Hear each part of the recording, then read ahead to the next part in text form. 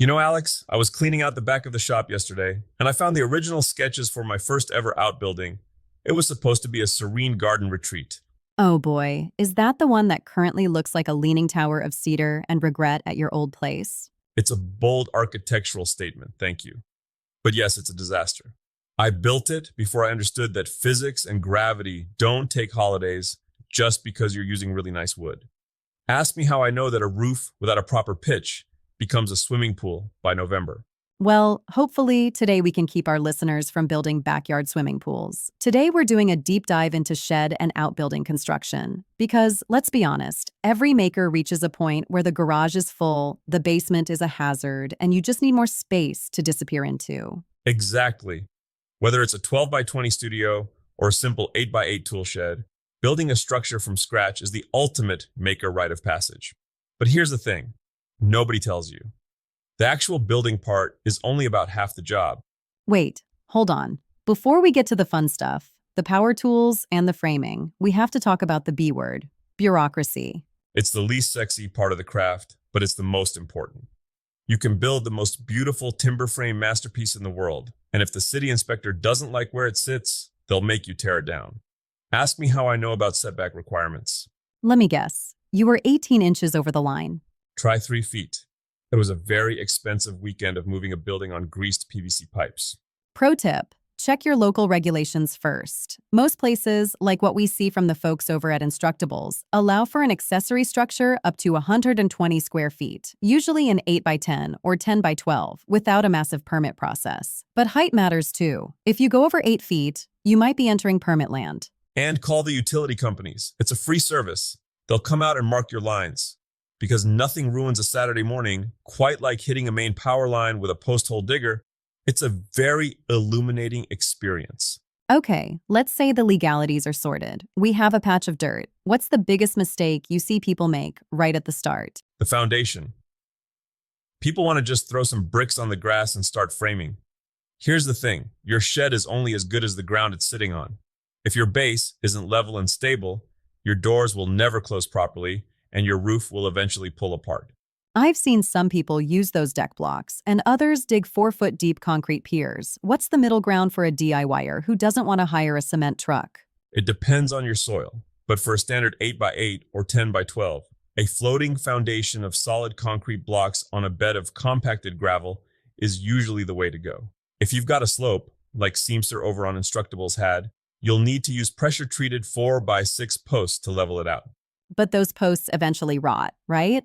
Not if you do it right. Use ground contact rated lumber. There's a difference between above ground and ground contact. Ask me how I know.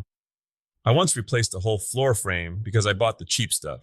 Okay, foundation is down. We're level. Everything is square. Now we get to the framing. This is where people start getting intimidated. It's basically building a house, just smaller, right? Pretty much.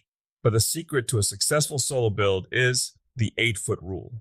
Sounds like a social distancing guideline. No, it's about efficiency. Standard lumber comes in 8-foot lengths. Sheathing, your OSB or plywood, comes in 4 by 8 sheets. If you design your shed to be an 8-foot cube, you barely have to cut anything. You minimize waste and maximize your budget. You saw this in the Rag and Bone Brown build. He kept it simple, and the speed of the build doubled because he wasn't overcomplicating the geometry. Wait, what about the floor? I saw a guy on YouTube building a floor out of decking boards. Is that okay? It's okay for a woodshed where you want airflow. But for a shop or a studio? No, RE, you want 23-32 inches tongue and groove OSB. It's solid, it doesn't squeak, and it provides a rigid diaphragm for the whole building. If you use cheap, thin plywood for the floor, you'll feel like you're walking on a trampoline every time you move your table saw. Speaking of moving saws, let's talk about the studio versus shed debate. DIY Pete does these incredible shed-to-studio conversions. That's a whole different beast than just a place to put the lawnmower. That's where things get emotional. A shed is a box. A studio is a sanctuary. If you're going that route, you're looking at moisture barriers, insulation, and electrical. Okay, but for a first-timer, that's where the budget triples. You mentioned your first shed cost a fortune. It did, because I didn't think about the gap. The gap? The air gap. If you insulate a shed without a vapor barrier or proper venting, you're essentially building a giant petri dish for mold. You have to let the building breathe. Here's the thing nobody tells you. Building a tight building is actually harder than building a loose one. So for someone listening who just wants a shop, maybe a place for a lathe and a workbench, is it better to build it overbuilt or just enough? Always overbuild the floor and the roof. Everything else can be standard. I like 16-inch on-center studs. Some people do 24-inch to save money, but 16-inch makes it so much easier to hang heavy tool racks later. What about the roof? That seems to be where a lot of DIYers go into a cold sweat. Rafters, bird's mouth cuts, pitches. It's a lot of math. It's just triangles, Alex, but I get it. If you're terrified of rafters, build a lean-to style shed. It's a single slope roof, one high wall, one low wall, straight boards across. It's modern looking, lets rain run off one side, and you don't need a degree in trigonometry to figure it out. Okay, so we've got walls, a floor, a lean-to roof. Now for the part everyone forgets until the very end, the door. Why are shed doors always the worst part of every DIY project? Because wood moves. You build a beautiful, tight-fitting door in July, and by January, the humidity has swollen it so much, you need a sledgehammer to get inside.